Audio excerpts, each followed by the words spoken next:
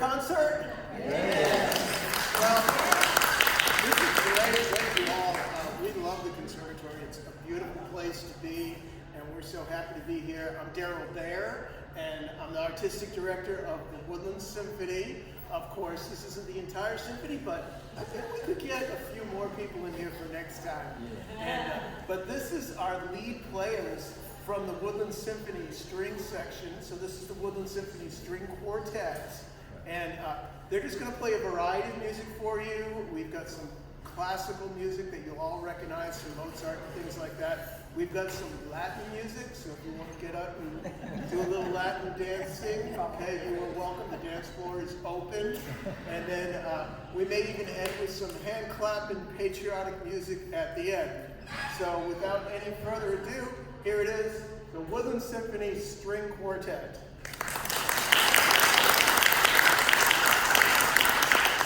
Good afternoon, everybody. I was actually just here yesterday to hear the Posh Duo. Came out here to hear them. I'm familiar with them from Baraka Church and wanted to hear them, and so it was delightful to be out here. They did a wonderful job. We're going to play some well-known classical things, maybe give you some information about them. My name is Elisa Peterson, and I teach orchestra at St. John's School in Houston, Texas, and have been playing violin for a long time. I happen to have the honor of being the concertmaster of the Woodlands Symphony Orchestra, and love it. I know I saw a lot of you at our last concert, and we very much appreciate your support, and just love the Woodlands and love our audiences, and so we welcome you back anytime we play. We would love to see you there. The first piece we're going to play is written by Antonin Vivaldi in 1720. Anybody have any idea what famous piece Antonin Vivaldi wrote? Yes, nailed it, the Four Seasons. We are not playing all four of the seasons. You wouldn't be here until tomorrow, probably. And so these four violin concertos were written by him to symbolize a different season of the year. They were based on poems. They're called program music because they were based on a poem. And so in spring, the selection we are going to play, Vivaldi brings to life the season's renewal and the vivid imagery of birds and the trees and gentle flowing brooks and summer storms and things like that. What makes this piece especially fascinating is that Vivaldi paired this music with a sonnet composed quite possibly by himself. And so I'm going to read the little sonnet to you, and as we play, you see if you can identify how he musically depicted these things. The easiest thing to pick out are the birds. Festive spring has arrived. The birds saluted with their happy song, and the brooks, caressed by little zephyrs, flow with a sweet murmur. The sky is covered with a black mantle, and thunder and lightning announce a storm. When they are silent, the birds return to sing their lovely song. So that's the sonnet. See if you hear those things as we play.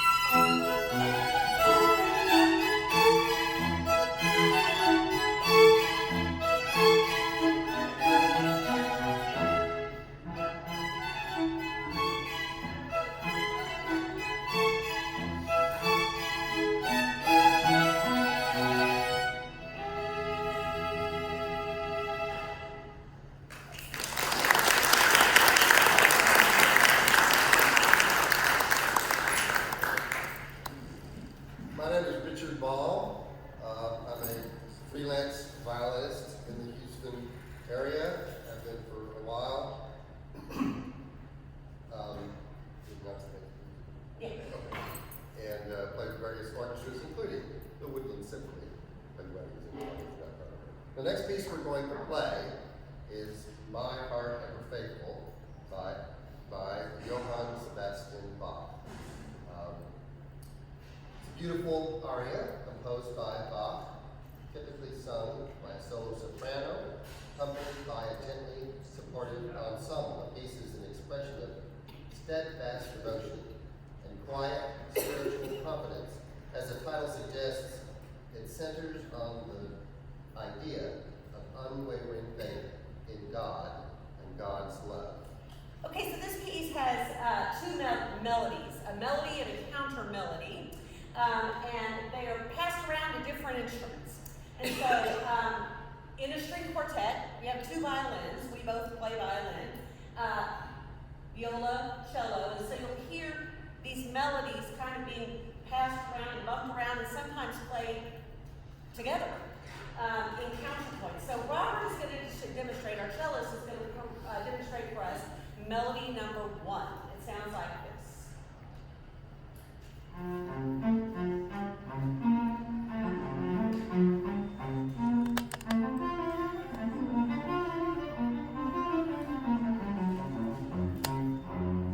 And so Richard is going to demonstrate melody number 2, and it sounds like this.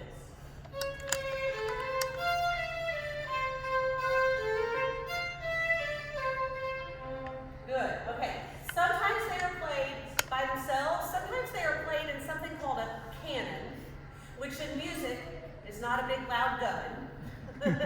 In music, a canon is a round, like row, row, row your boat.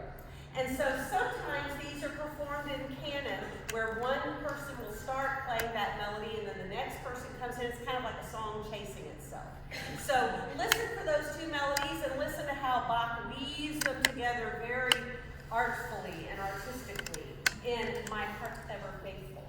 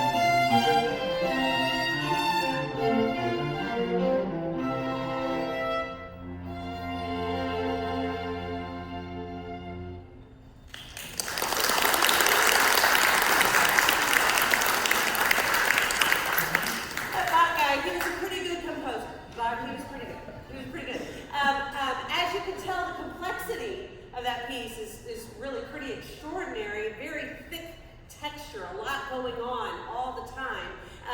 Mirrored in Baroque architecture. If you've seen Baroque architecture, it varies lots of scroll work and fancy filigree things and the artwork of the day back in the Baroque period of music. And so art kind of mimics and music kind of mimic one another throughout time.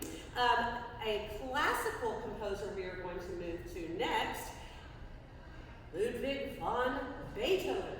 So what is the most prevalent fact about Ludwig van Beethoven that everybody knows? Yes.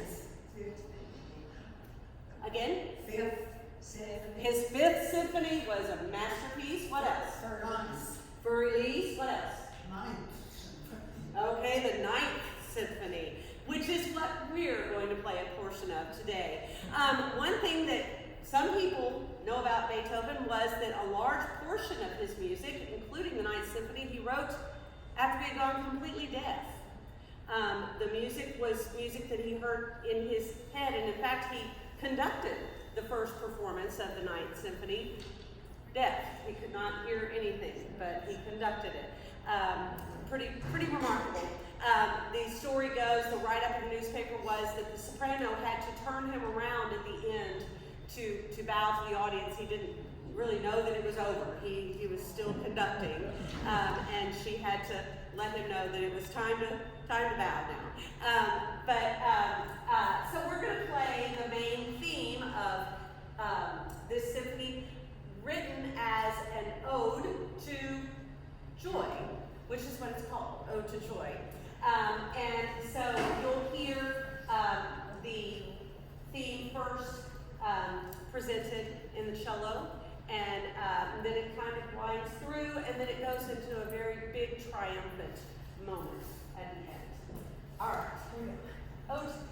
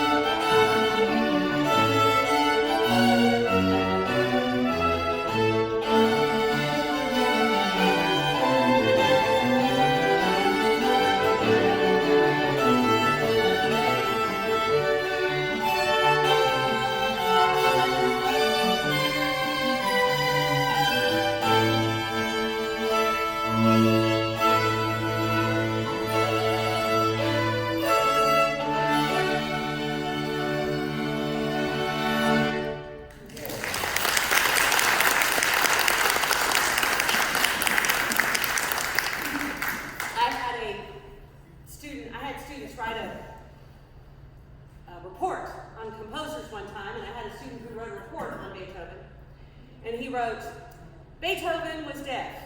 He wrote very loud music. That's an example of Beethoven's very loud music. Okay, so we're going to transition now into some Latin feeling music. Still classical on the classical side. And we're going to begin with Habanera from Carmen. Carmen is an opera written about a very tragic woman who was a bad girl. She was a bad girl. Ran a house of ill repute and contracted, I don't know, tuberculosis or something like that, and dies at the end. So very tragic, but lots of beautiful music in this opera, written by Georges Bizet, a French composer. And so we're going to introduce you to the habanera rhythm. It's a very famous rhythm. Robert is going to give us a little sample of this.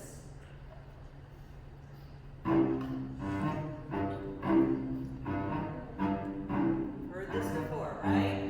So you would traditionally see, the dancers doing, right? That kind of thing. So when that begins, if you want to snap your fingers and do a little habanera dance along with us, feel free. It begins with a kind of a recitative. Anybody familiar with that? This is in opera when they are actually having a conversation, but they're singing their conversation. They're reciting their conversation. It's called recitative. So this begins with the recitative, and then you'll hear it go into the habanera.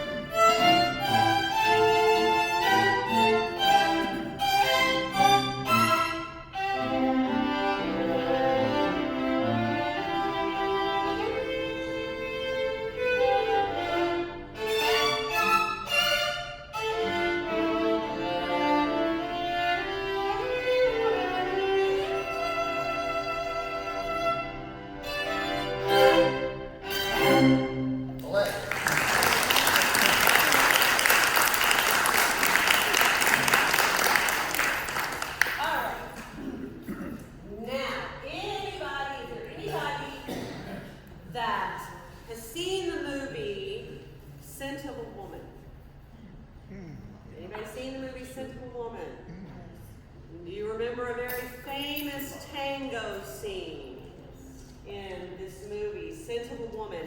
We are going to play a very famous tango, which of course is a very famous Latin American dance. Is there anybody in here that knows how to tango? You know how to tango? Wow. Do you have a partner that can tango with you?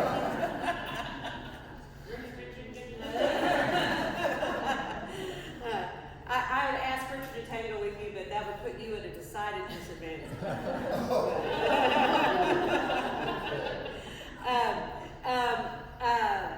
So this was written by Gardel.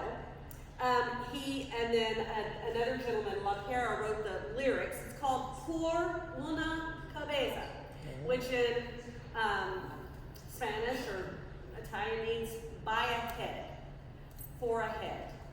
And this song is written about this man writes this story about how he lost everything. He lost everything betting on a horse, including the woman he loved. And he lost by a head. And so this portrays this passion and story of loss. I think you will recognize the melody when you hear it, and I hope you enjoy it. This is Por una cabeza.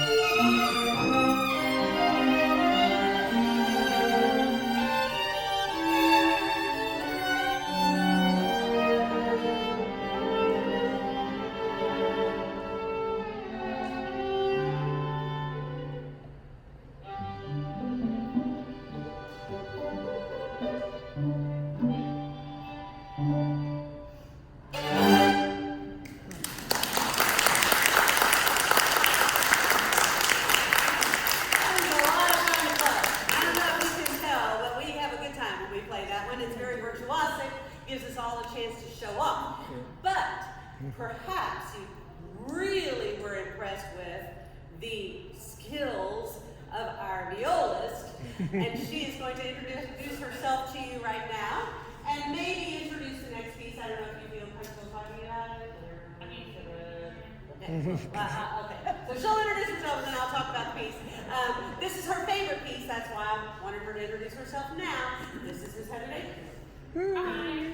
Hi, Heather. My name is Heather Davis. I play the viola in this quartet. It's the best instrument of the quartet because it's kind of, the unknown instrument. Viola's always say that. Which is what I love about it. It's like a little bit of low, but a little bit of high as well. Anybody know the difference between a violin and a viola? The sound is different. In the music business, we say a viola burns longer. That's right. Yeah, It's a joke. that's what we say. But yeah. Yeah, so a viola is a tiny bit bigger. This is a small viola. Yeah, this is a small viola. I had a friend who played a 17-incher. It was way. Yeah. And so we share 3 of the same strings. Start with it. We share the A, D, the G. But she has a C string. I have an E. So the violin can go higher. Viola is kind of the mid-voice between violin and the cello. Kind of helps fill in that gap there. Okay, continue. Oh, no, it's okay. I teach middle school orchestra at Satartia Middle School in Sugar Land, and often get to play with Woodlands Symphony, Symphony, and kind of just all around as well. So, Begin the Begin is my favorite. It has a really good viola part. So. And she also switches on violin, so she plays violin too. Okay, so this piece, Begin the Begin. You familiar with this song? Mm-hmm. Written by Cole Porter. You got it, Cole Porter. Okay, so it starts off. It's going to kind of fool you at the beginning because it starts off like Ravel's Bolero. If you're familiar with Ravel's Bolero, it starts off and it sounds like it's going to be Bolero, and then it goes to the Begin rhythm. Now here's the Begin rhythm. It's a Latin rhythm. That's the Begin rhythm. And so we'll play that, a little bit of that for you here at the back. Ready, 2, and up.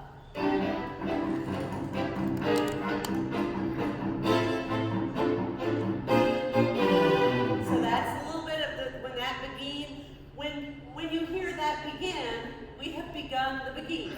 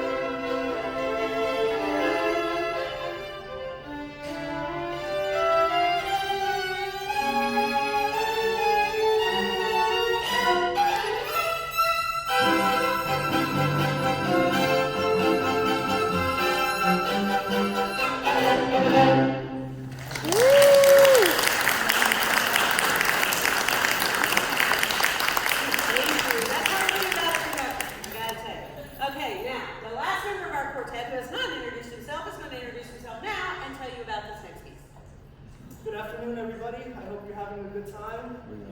My name is Robert Zuniga. I am a cellist. I play with the Woodlands Symphony, and I'm also an orchestra director at McCullough Junior High in the Woodlands.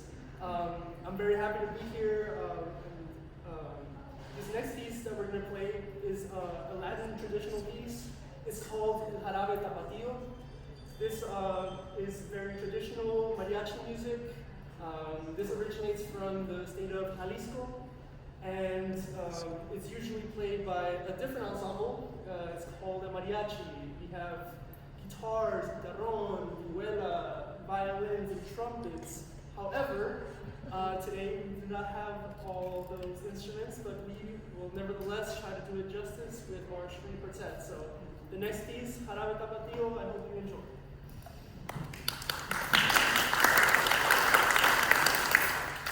Say it again, say the name. El Jarabe Tapatío. Translates into English as? Zapatilla syrup. Somebody said it, I thought. Close, the Mexican hat dance. So, you might remember this as da-dun, da-dun, da-dun, right? So, we will see if you can slip in the, when it comes. I'll warn you, it only happens a couple of times, so you'll have to be fast. Okay, here we go.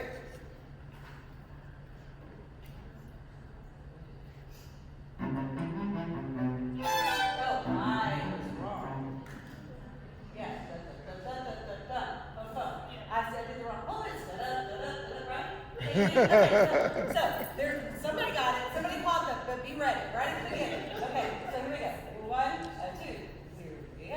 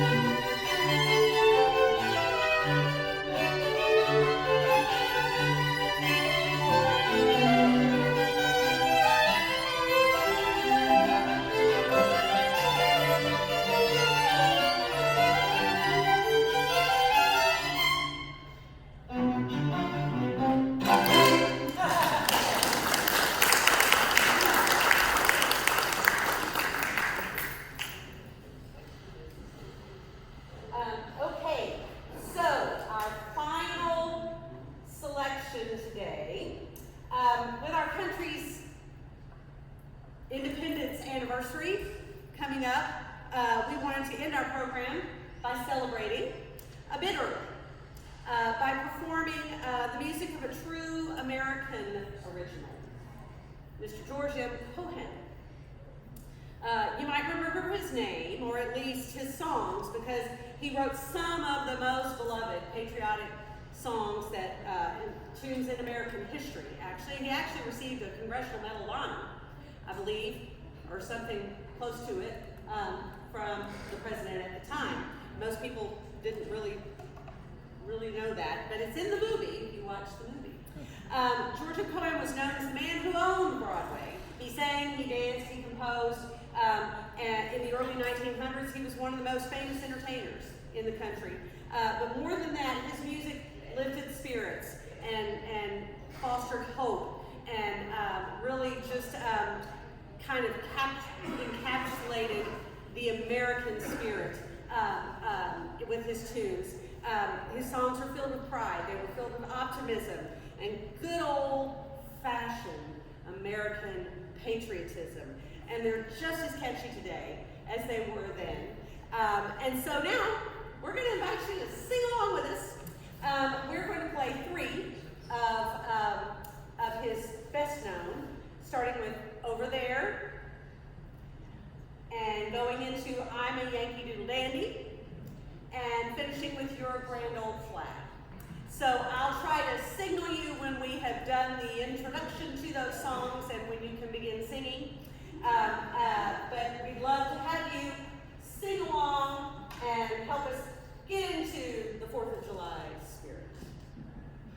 I'm going to do my last commercial for the Woodlands Symphony. All right. So that way you can do your toe tap and hand clap and stuff on the last song and just leave lively without me doing this. First of all, mariachi, trumpet player. I missed my opportunity. Sorry. I could have played on Trumpet players are always trying to steal the show. I've been happy to play the old parts. Hey, how about a round of applause for the Woodlands Symphony String?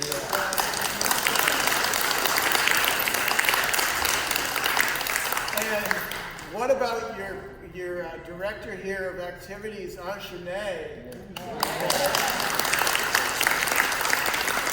That is so wonderful. So we were able to bring this program to you today thanks to a grant. They're called micro grants that the Woodlands Pavilion and the Woodlands Waterway Arts Council gives out each year to nonprofit groups around in the Montgomery County area. So we were able to do this for you today thanks to them, the Woodlands Arts Council and the Woodlands Pavilion. As I was wandering around during the concert, I noticed that there's a sign-up sheet for you to go and hear the Houston Symphony on July 3rd for their Star-Spangled Salute. So who knows, maybe I might be stepping out of my bond. Who knows, maybe you'll fill up 2 buses. So please sign up for that so you can see the Houston Symphony for free at the Pavilion.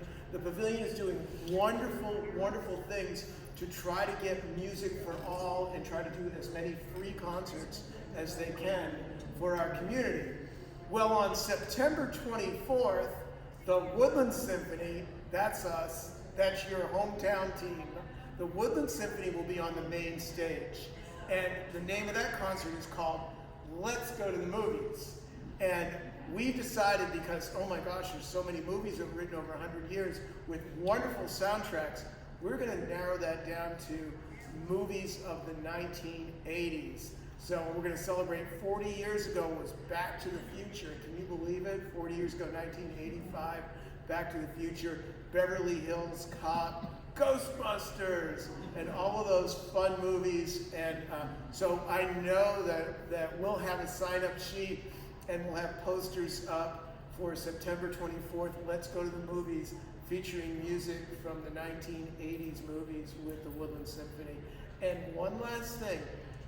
When we're finished, if a few of us would like to talk to the camera afterwards, because part of what I'm doing is making a little mini documentary to present to the Woodlands Arts Council and to present to the Pavilion and thank them for all that they're doing. And I would love to get your feedback and get you, I already talked to Gail, Gail's gonna do it, right? Put you on the spot. And get a few of you to come over and just say how much you appreciate these concerts in the community. So once again, Daryl Bear, Woodlands Symphony, and the music of George Cohen.